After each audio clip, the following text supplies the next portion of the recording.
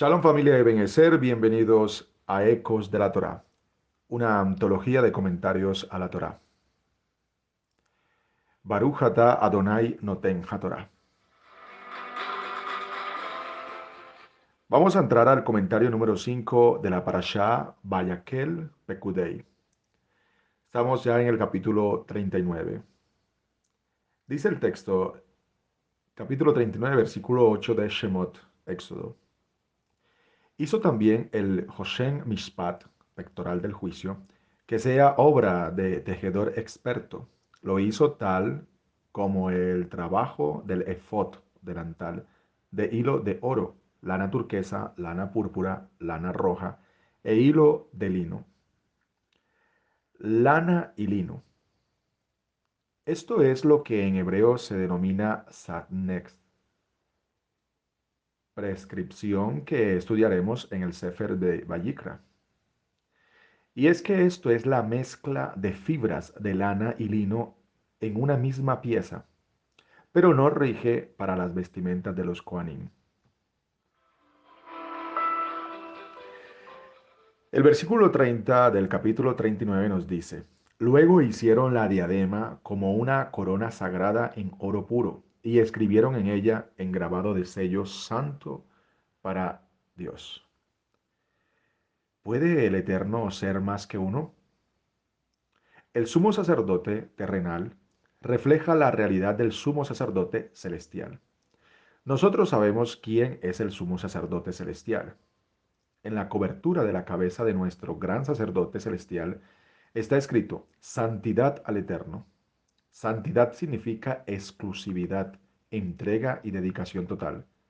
Nuestro sumo sacerdote celestial está total y exclusivamente entregado y dedicado al Eterno a favor de los hombres en la tierra. Nos surge entonces la pregunta, si Él mismo fuera el Eterno, ¿cómo podría servir al Eterno y ser apartado para el Eterno? ¿Podría el Eterno dividirse y servirse a sí mismo?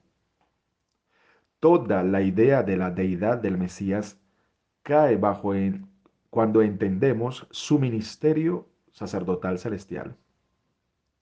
Lo grande es que Él es un hombre y como hombre representa a los demás hombres delante del Eterno y está ministrando delante del Eterno a favor de los hombres con temor y reverencia de espíritu, señala el doctor Ketriel.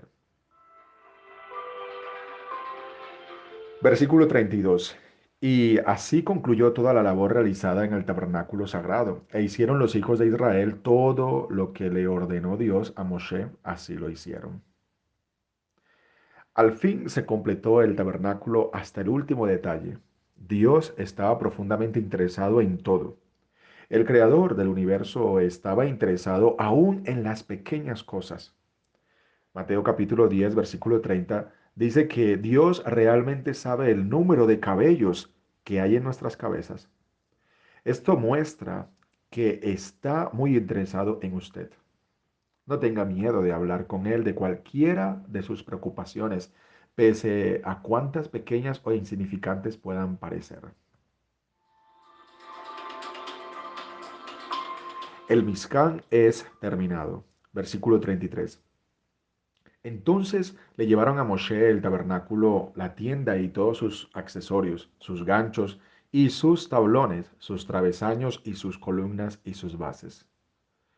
Una obra perdurable no es necesariamente la que se construye con materiales físicos.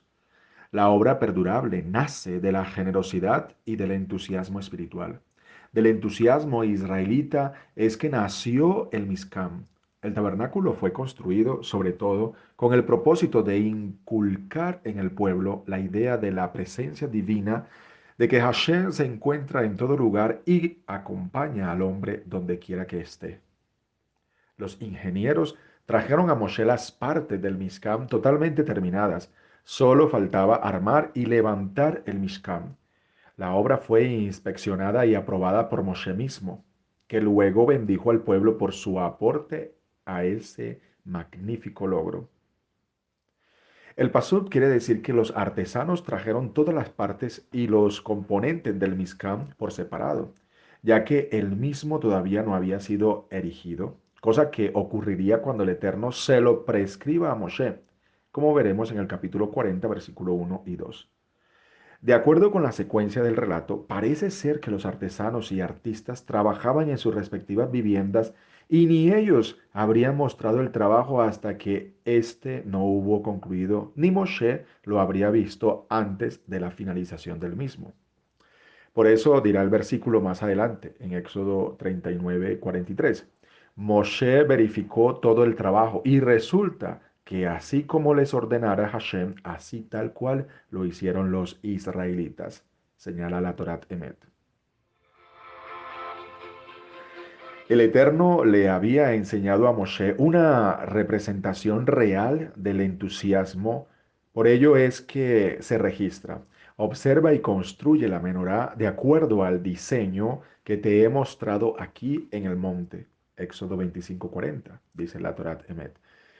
De esta expresión entonces se entiende según el diseño de ellos, que el santo mostró a Moshe Rabeno cada pieza del eterno del tabernáculo en su exacta forma superior, según la cual Moshe elaboró el Mizcam terrenal.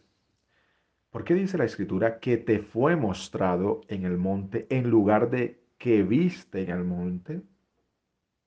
A Moshe se le reveló a través de un vidrio oscuro el reflejo de todos los muebles del santuario, tal como existía en lo alto, y según debía ser construidas aquí abajo.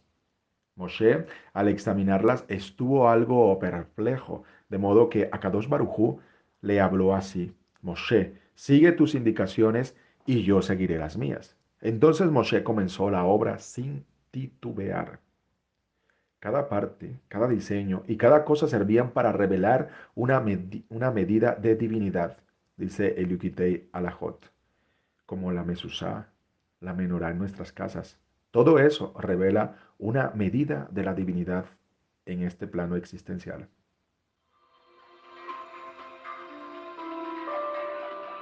Versículo 42. Conforme a todo lo que había ordenado el Eterno a Moshe, así hicieron los hijos de Israel toda la obra.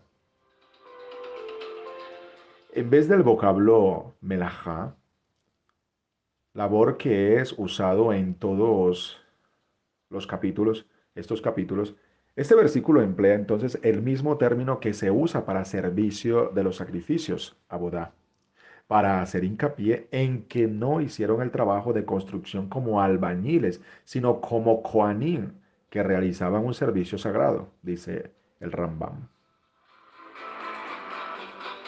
Salmo de Moshe, versículo 43. Moshe verificó todo el trabajo y resulta que, así como les ordenara Hashem, así tal cual lo hicieron los israelitas. Entonces Moshe los bendijo.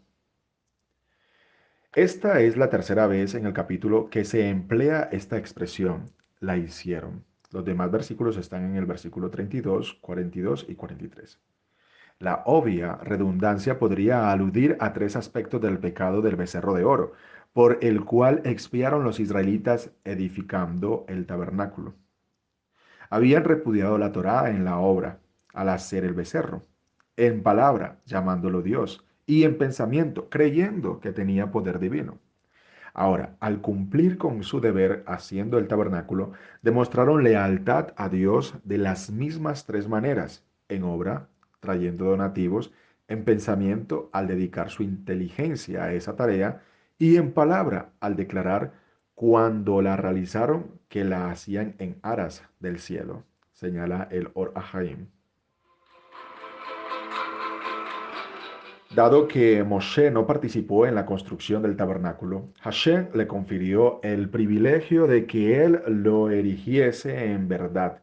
Ningún humano podría erigirlo debido al descomunal peso de sus materiales.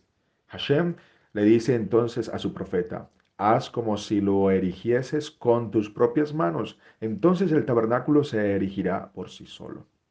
Por eso en Éxodo capítulo 40, versículo 17 expresa el versículo: fue erigido el tabernáculo, en voz pasiva, dice la Torat Emet. Ahora, de Jabat.com extraemos lo siguiente, y es que el Mizcam fue construido tal y como se lo indicó Moshe Rabenu, según los planes y propósitos divinos. Los sabios dicen que Hashem exclama: cuando tomas tu oro, tus excesos materiales, tu plata, tu imperturbable riqueza de clase media y tu cobre, los pocos pesitos para la subsistencia, y los usas para moldear una realidad conforme a mi deseo, estás haciendo una casa en mi mundo. Por esta causa, Moshe bendijo todos los niveles sociales del pueblo de Israel. Moshe los bendijo. En los Salmos leemos, que la divina presencia descanse en el trabajo de vuestras manos, que el carácter agradable de Hashem esté sobre nosotros. Este es uno de los 11 cantos de la serie que comienza con las palabras oración de Moshe. Salmo 90, versículo 16 al 17. La oración de Moshe. Moshe Rabenu había recibido todas las instrucciones de la construcción del santuario directamente de Dios. Incluso varias cosas necesitó Dios mostrárselas en una imagen profética para que él pueda captar los detalles de su complejidad. Temía Moshe que fuera imposible concretar el proyecto fielmente como se lo había ordenado y enseñado Dios. Por eso ahora, al comprobar que efectivamente habían hecho todo correcto y exactamente como Dios lo ordenó, se sintió embargado por una gran emoción y los bendijo diciéndoles, sea su voluntad residir su divina providencia en la obra de vuestras manos. Y ellos respondieron al unísono, sea el agrado de Dios sobre nosotros y las obras de nuestras manos por siempre. Ese versículo utilizó el Salmo 90, o se utilizaría en el Salmo 90, donde dice, Tefilá le Moshe. Es bueno recitarlo entonces cada vez que se inicia algo importante en nuestras vidas. La doble referencia a nuestras manos indica una bendición para el trabajo y el sustento junto con un pedido para que sea bendecida la construcción del tabernáculo. El trabajo y la construcción del tabernáculo son sinónimos. Mientras la persona tenga presente a Dios al trabajar para ganarse el sustento, sus tareas serán equivalentes al trabajo para la construcción del tabernáculo, dice Yukitei Alajot.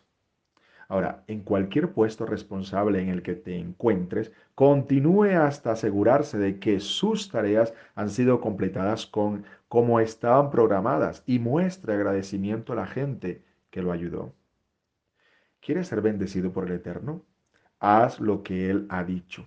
No añadas ni quites de sus palabras y serás sumamente bendecido, nos aconseja el doctor Ketriel.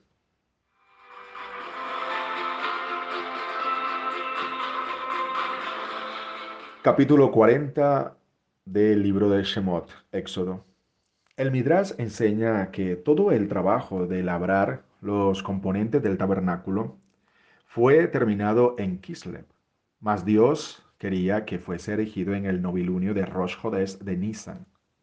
Los sabios nos enseñan que Dios esperó hasta a que ese fue el mes en el que nació el patriarca Isaac, lo que sugiere que en la vida del pueblo de Israel el tabernáculo no puede ser considerado independientemente de la cadena de tradición que empezó con los patriarcas y que continúa con el correr de las generaciones.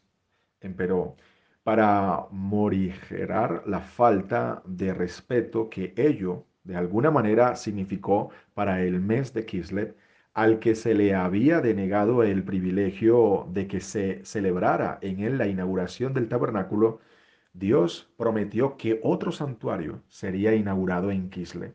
Esto ocurrió cuando tuvo lugar el milagro de Hanukkah y el templo fue reinaugurado el 25 de Kislev, dice el Jumás. Capítulo 40, versículo 2. El primer día del primer mes, o sea, el domingo primero de Nisan del año 2449, 1312 antes de la era común, casi un año después del Éxodo, debes montar el tabernáculo, la tienda del encuentro donde Hashem se encontraba con Moshe. El Eterno manda que el tabernáculo sea erigido en el mes de Aviv, Nisan. Precisamente es el mes en el cual la Shejinah ilumina al mundo. La tarea del Mizcán es traer luz al mundo. Posteriormente, el templo de Jerusalén habría de cumplir esas funciones. La Torá se recibe principalmente a través del tabernáculo y del templo. Desde el día en que fue erigido el tabernáculo, Dios le habló a Moshe exclusivamente a través del tabernáculo. Más tarde, todas las leyes fueron decretadas en el templo, el asiento del Sanedrín. Hoy en día estudiamos las leyes de Dios en los Batei Midrash, las casas de estudio, de la raíz hebrea Doresh, dar un discurso. Dores umebakesh, uno que busca. Los discursos y las lecciones de la Torá dirigen a la gente hacia la búsqueda de la verdad y difunden la fe en Dios, dice el Yukitei Alajot.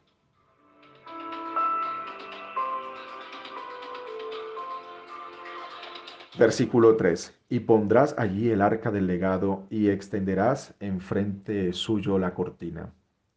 A pesar de que en determinado momento no logremos ver en dónde está la Torá, debemos seguir esforzándonos para encontrarla y tener la seguridad de que está muy cerca de nosotros y que gracias a nuestro esfuerzo lograremos alcanzarla.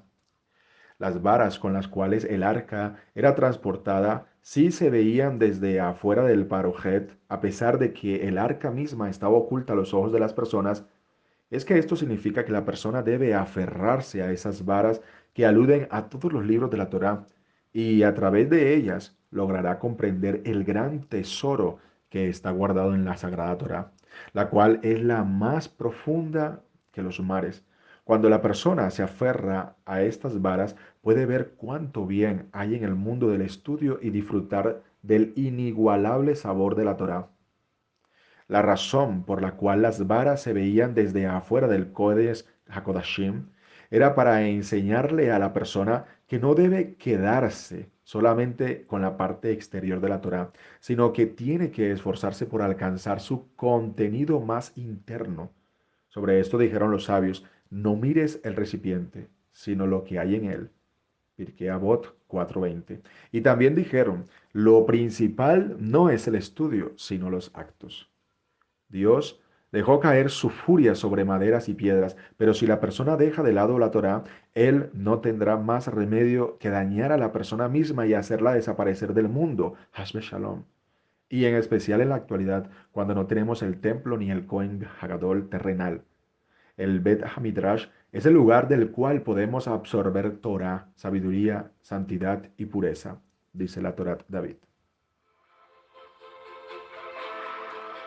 Versículo 15. Y los ungirás también a ellos, de la misma forma como ungiste al Padre, y serán sacerdotes para mí, constituyendo para ellos esa unción consagras, esa unción de sacerdocio eterno por generaciones. El servicio levita es de los descendientes de los hijos de Aarón para siempre. Como ahora las tribus están dispersas y nadie sabe a qué tribu pertenece, no hay sacerdote levítico hijos de Aarón directos. Hay ciertos individuos diciendo que ellos son levitas cuando no saben ni lo que significa.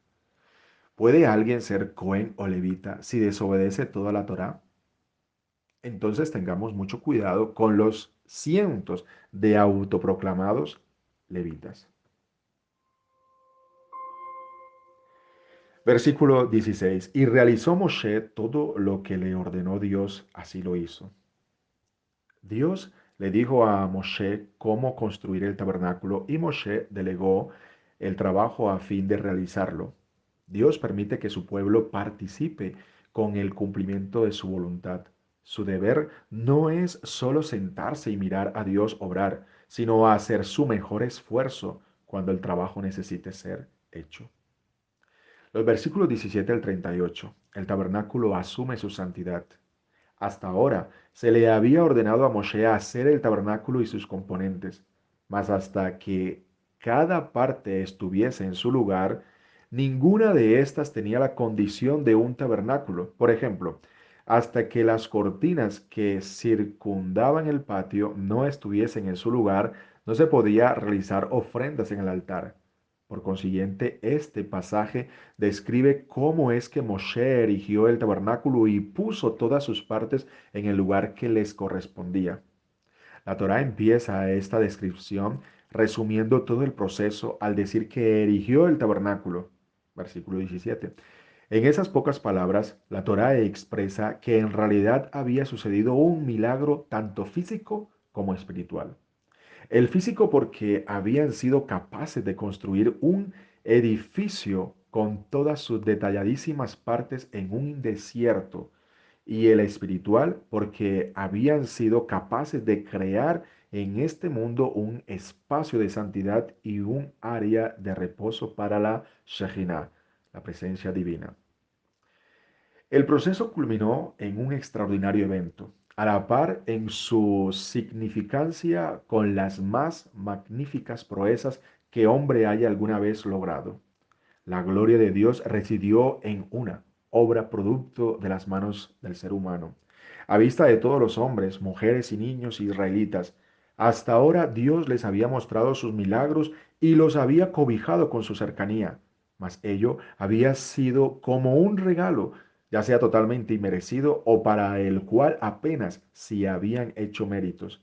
Ahora, sin embargo, podían contemplar el tabernáculo que ellos mismos levantaron, rodeando de santidad.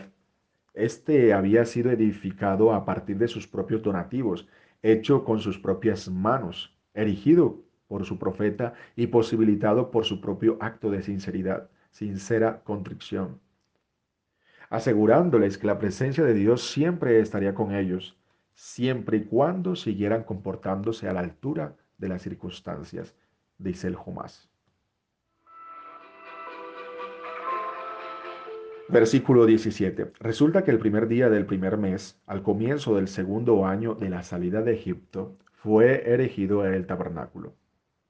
El primero del mes de Nisan del 2449, esto fue un primer día de la semana del año 1312 antes de la era común, casi un año después de la partida de Egipto, fue levantado el Mishkan y sus componentes fueron dispuestos en su interior en el orden prescrito. Así, luego de 3 meses de arduas labores, el Mishkan era completado el día 25 de Kisle del año 2449 que concluyó la tarea. Moshe fija cada elemento según las indicaciones de Elohim. Según los sabios, el Eterno dice a Moshe que coloque su mano sobre las piezas una a una. Él así lo hizo y las partes del Mishkan se movieron hacia el lugar correcto. ¿Dónde están los secretos ocultos del mundo? ¿En qué parte de la creación habremos de hallarlos? Al estudiar el Mishkan y sus vasijas, sus sogas, la menorá, etc., la descripción de su armado y desarmado, estamos contemplando los secretos del mundo. Pocos son los que son capaces de penetrar en la profundidad del Mishkan. Tal vez un solo hombre sabio y santo en cada generación, tal vez unos pocos más individuos excepcionales, con la instrucción de un gran sabio de la Torá, logren tener una idea de esos secretos ocultos. Sin embargo, es deber de cada israelita ahondar y profundizar y rezarle a Hashem para que le abra los ojos, aunque sea un poquito, a fin de contemplar, aunque sea un solo instante, dichos misterios. Porque cuando la persona se esfuerza y busca, encuentra. La Torá está casada con el pueblo de Israel. La Torá quiere impartirle sus secretos a los que son dignos de ellos. Cada uno de nosotros es capaz de descubrir constantemente nuevas ideas de la sagrada Torá, siempre y cuando dirija su corazón al cielo, con tan solo mirar hacia arriba. Él mirará hacia abajo e iluminará nuestros ojos con la luz de su Torá.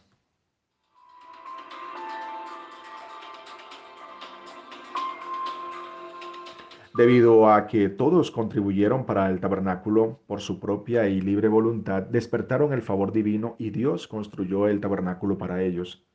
Por lo tanto, Rashi dice que el tabernáculo se construyó por sí mismo. De la misma manera, el que da generosamente para caridad invoca la bendición especial para que su trabajo y sustento sean hechos por Dios mismo, dice el Yukitei Alajot.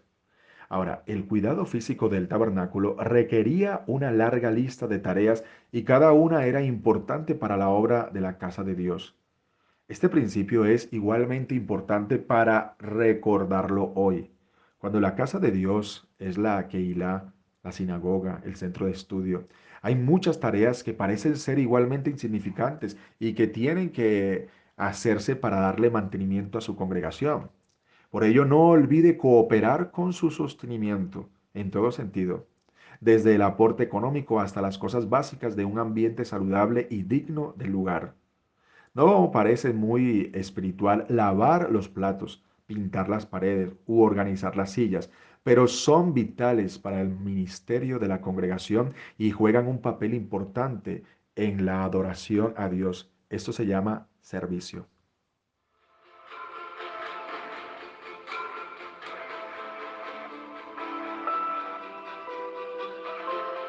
Versículo 18.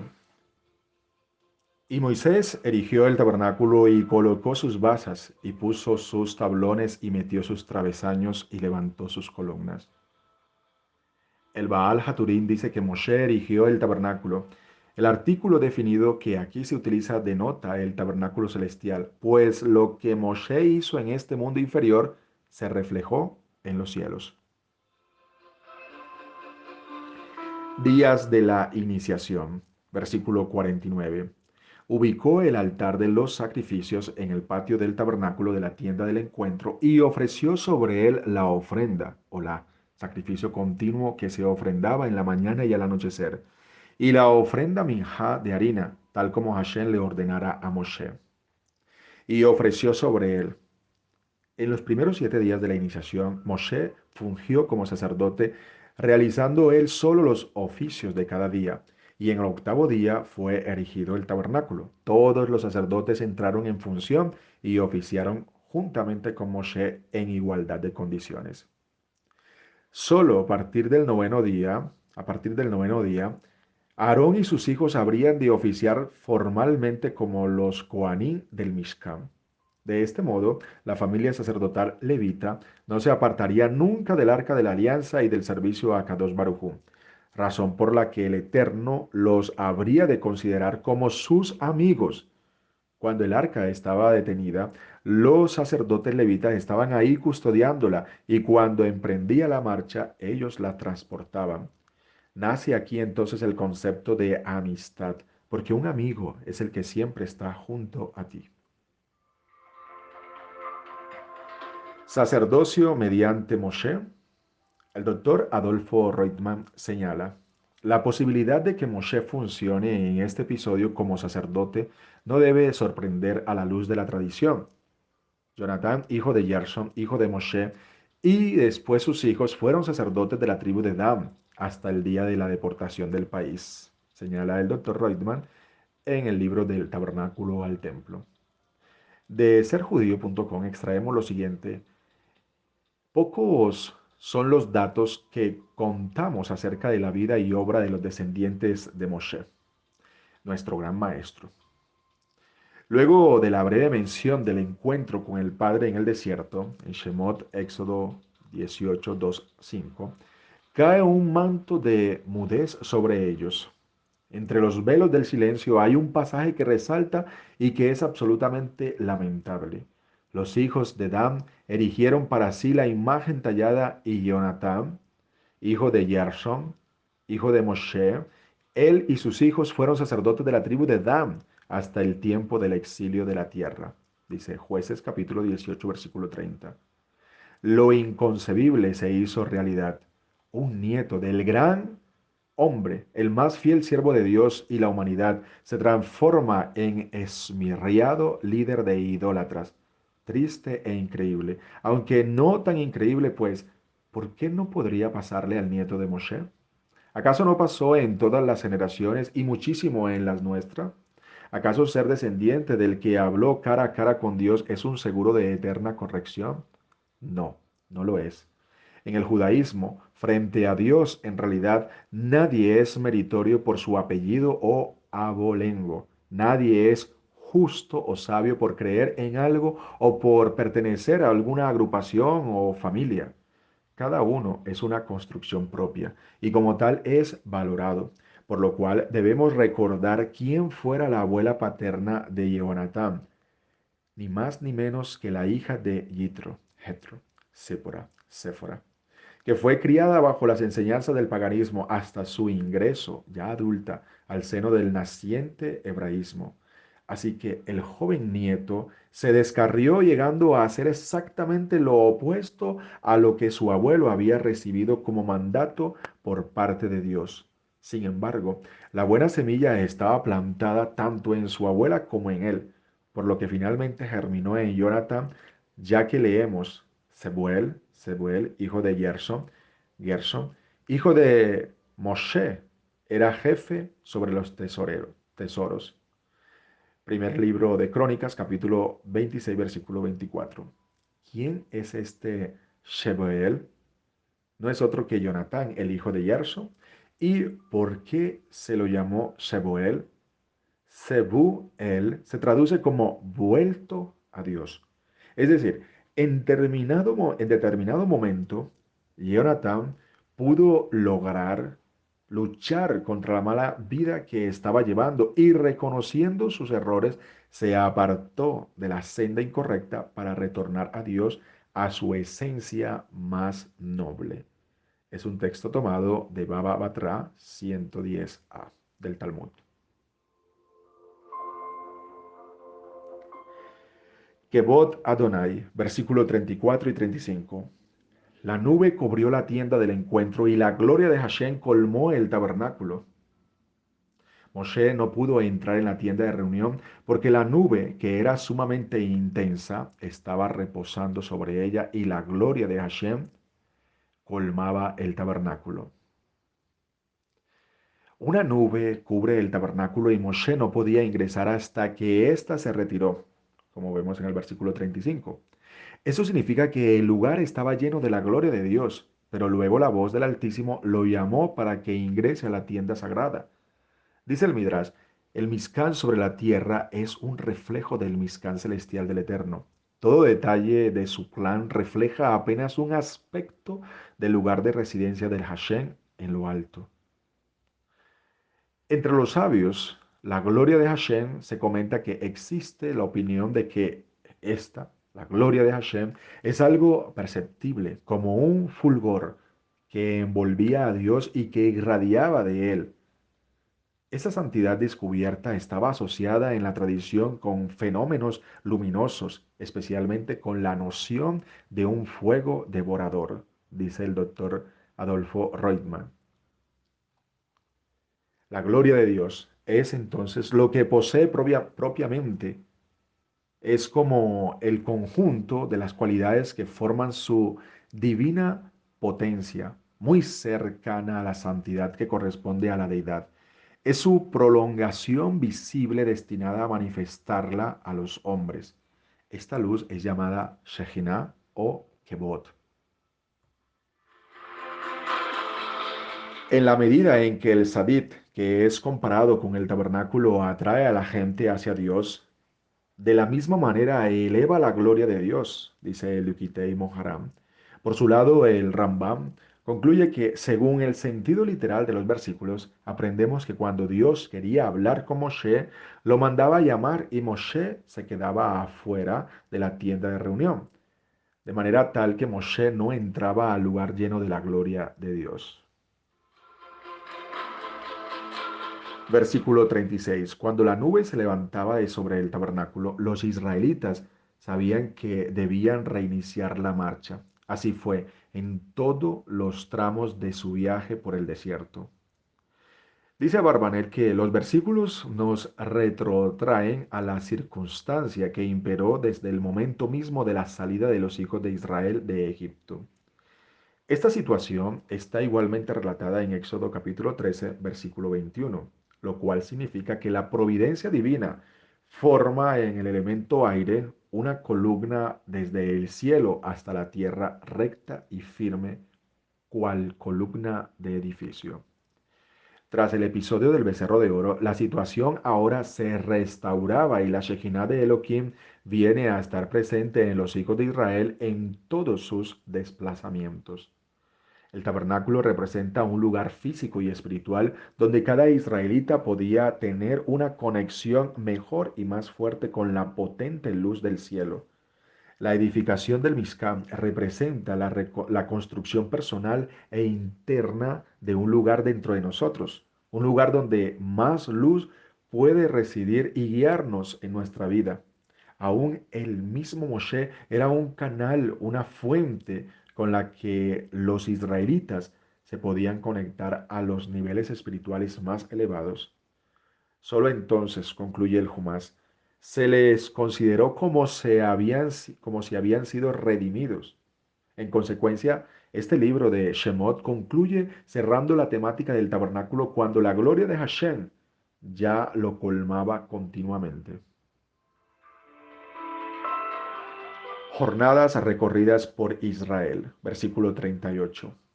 Pues la nube de Hashem estaba sobre el tabernáculo de día y había fuego en él por la noche a la vista de toda la casa de Israel. Así fue en todas sus paradas. El pueblo de Israel se había elevado en el monte de Sinaí a las alturas espirituales.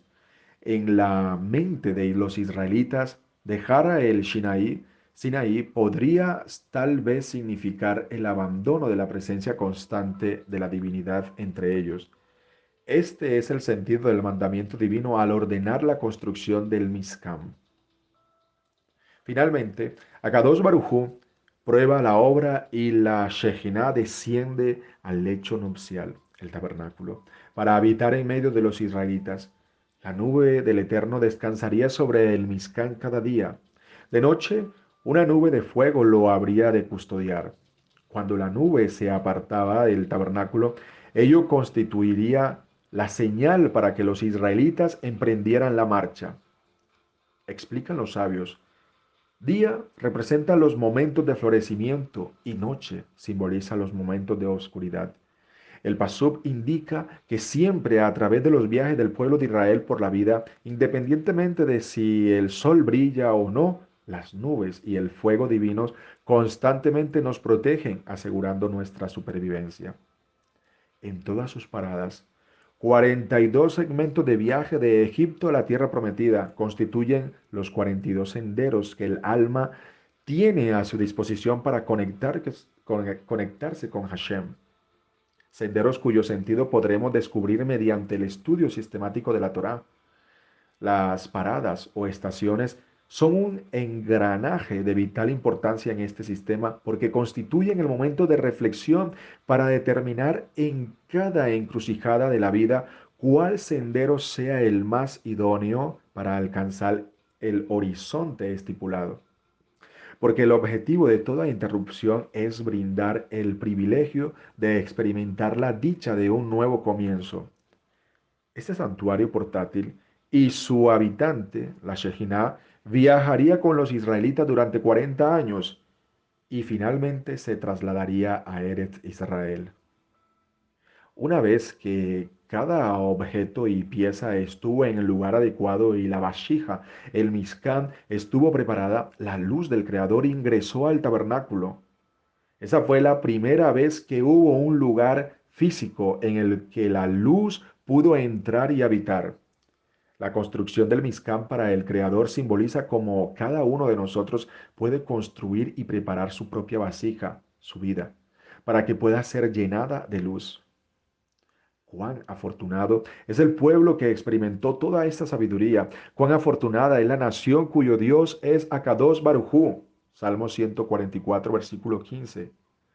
Concluimos entonces este Sefer extractando algunas ideas que Nachmanides expone en su prefacio al mismo libro. El descenso de los hijos de Israel a la tierra de Egipto es el comienzo del exilio de Israel. El mismo no concluirá hasta que ellos hayan regresado a su tierra de origen, alcanzando el nivel de sus patriarcas.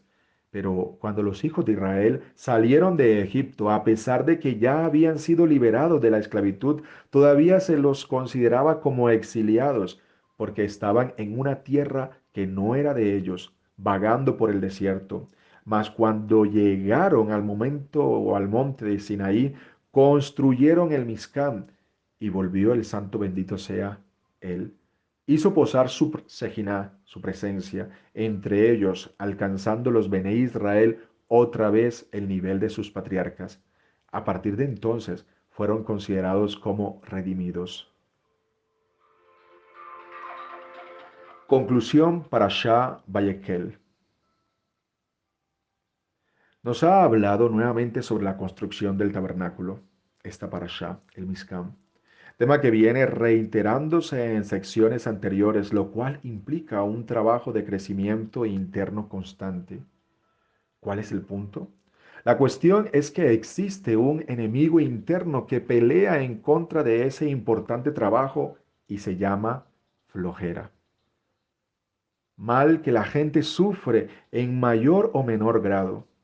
La Cábala nos enseña que como es arriba, es abajo. El reino de la tierra es igual al reino espiritual o mundo superior. De la misma forma que en la tierra hay bacterias, insectos y criaturas que provienen de un entorno negativo, también en el nivel metafísico existen bichos y entidades astrales del lado oscuro. En este sentido, la flojera, la desidia y la apatía conforman un bicho astral cuyo propósito es impedir nuestro crecimiento en Akadosh Baruj Hu. Cada acción luminosa que llegamos a desarrollar está siempre rodeada de bichos que buscan alimentarse de esa luz en general cuando queremos conectarnos con la luz divina. Siempre ocurre algo que intenta sabotearnos. Por ejemplo, alguien que nos llama por teléfono, una visita repentina o surge algo interno como el cansancio que nos causa sueño, nos duele algo o simplemente perdemos el entusiasmo. La flojera y la falta de entusiasmo son energías propias de este mundo. Observen que el movimiento de la Tierra es tan lento que es imperceptible y el animal o bicho más lento de la Tierra que existe es el gusano. Por lo tanto, la flojera y sus asociaciones son gusanos energéticos. Pues bien, cada vez que cedamos a la flojera, hay gusanos energéticos que se están comiendo toda nuestra energía vital. ¿De dónde surgen estos bichos astrales?